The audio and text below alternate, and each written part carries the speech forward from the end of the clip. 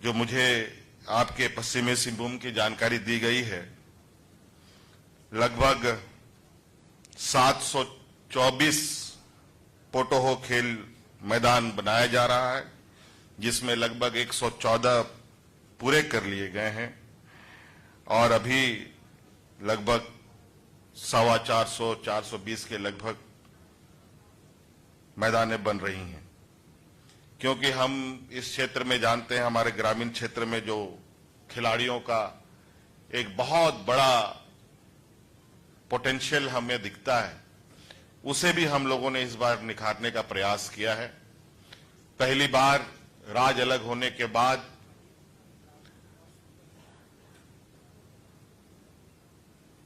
खिलाड़ियों को प्रोत्साहित करने के लिए हम लोगों ने खेल पदाधिकारी की भी नियुक्ति की है, जो आज सभी जिलों में कार्यरत है। इस बार पहली बार हम लोगों ने बड़े पैमाने पर खिलाड़ियों को नियुक्तियां पत्र भी दिया है, नौकरियों में भी उनको लगाया है। और आज जो टोक्यो में ओलंपिक हो रहा है, हमारे राज्य के बच्चे आज वहां अपना जौहर दिखा रहे हैं। और विशेषकर, और ये खुशी की बात है हमारे लिए, कि उनमें से सबसे अधिक लड़कियां हैं और जो सबसे दबे कुचले वर्ग से आते हैं, सब आदिवासी समाज से आते हैं, वो सारे बच्चे हैं।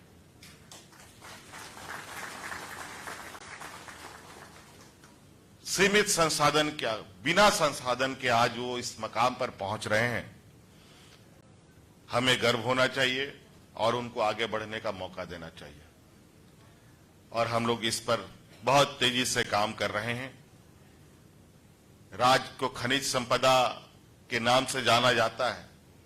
मुझे लगता है कि खेल के जगत में बेहतर काम किया जाए तो इस देश में नहीं, पूरी दुनिया में खेल के नाम से भी ये राज्य जाना जा सकता है। अनेकों खेल, और हमने उन सभी टोक्यो में गए बच्चों के लिए करोड़ों लाखों रुपए का पुरस्कार भी घोषणा किया है, जो इनको दिया जाएगा जब ये वापस आएंगे। यहां आज एसीसी सीमेंट के द्वारा नियुक्ति पत्र दिए गए इनके कंपनी में। और मुझे याद है कि जितने बच्चों की अभी नियुक्ति पत्र हम लोगों ने वितरण किया है, लगभग इतना ही नियुक्ति पत्र हम लोगों ने कब बांटा था? 2013 में, शायद उस समय भी मैं मुख्यमंत्री था। और सौभाग्य से दोबारा भी मुझे ही ये सौभाग्य प्राप्त हुआ कि एसीसी सीमेंट में हम लोगों ने पुनः उतने ही बच्चों को, 40-45 बच्चों को नियुक्ति दी है। इसके लिए एसीसी सीमेंट के प्रबंधन को मैं बहुत बहुत धन्यवाद देना चाहूंगा। और जो मुझे जानकारी है कि 1945 से एसीसी सीमेंट यहां अवस्थित है। उस समय तो हम लोगों का जन्म भी नहीं हुआ था, कई लोगों का जन्म नहीं हुआ होगा। और इतने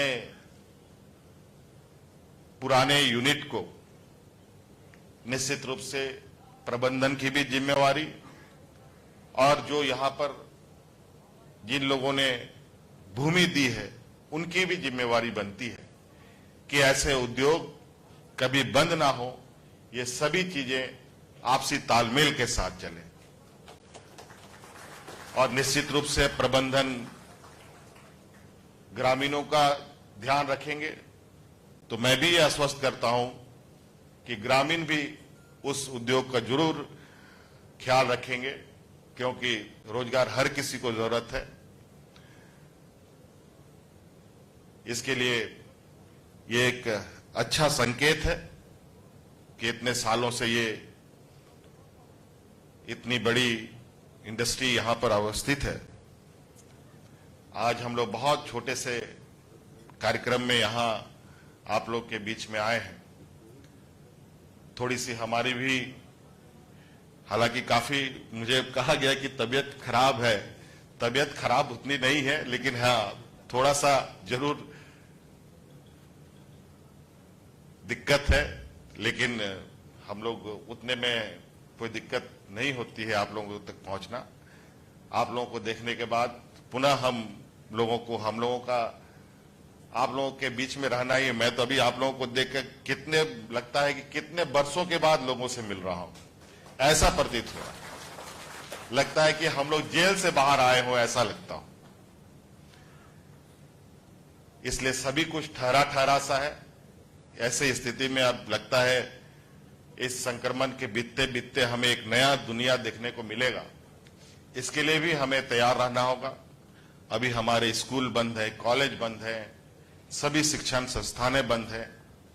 हमारी आने वाली पीढ़ी किस कदर आगे बढ़ रही है, इसकी परिकल्पना जब आंख बंद करके हम करते हैं तो समझ में नहीं आता कि किस दिशा में हम आगे जाएं। लेकिन सोचना पड़ेगा, आगे जाना भी पड़ेगा, रास्ते भी तय करने पड़ेंगे। इसलिए सभी लोगों को, शहर से लेकर ग्रामीण क्षेत्र के लोगों को, आज इस वैश्विक महामारी में सभी चीज को ध्यान में रखते हुए अपने कार्यों को आगे करें, ताकि आज आपको पता है इस वैश्विक महामारी का ना कोई पहचान है, ना कोई दवा है। इसका मात्र अभी के उपचार में यही है कि लोग सोशल डिस्टेंसिंग का पालन करें, भीड़ भाड़ की जगहों पर ना रहें, मास्क हमेशा पहने। ये छोटी छोटी चीजें हैं, बड़ी बड़ी चीजें नहीं है। जहां ये हम छोड़ते हैं वहीं बड़ी घटनाएं हो जाती हैं। अभी जो मुझे कल की खबर आई है, कल की खबर आने के बाद आज के बारे में सोचना पड़ता है। बड़ी तेजी से फिर से तीसरी लहर की आहट सुनाई दे रही है। तो इसलिए हम लोग अभी थोड़ा समय और इस चुनौती को हमें झेलना पड़ेगा, और यही हम सबके लिए भलाई भी है। इसलिए बहुत बहुत धन्यवाद आप सब लोगों का। इस बारिश के मौसम में भी आप सब लोग एकत्रित हुए। विवेकानंद विद्या मंदिर स्कूल एक CBSE affiliated English medium coed school है। हम शिक्षा के साथ संस्कार देते हैं। thefollowup.in like, share and subscribe. www.thefollowup.in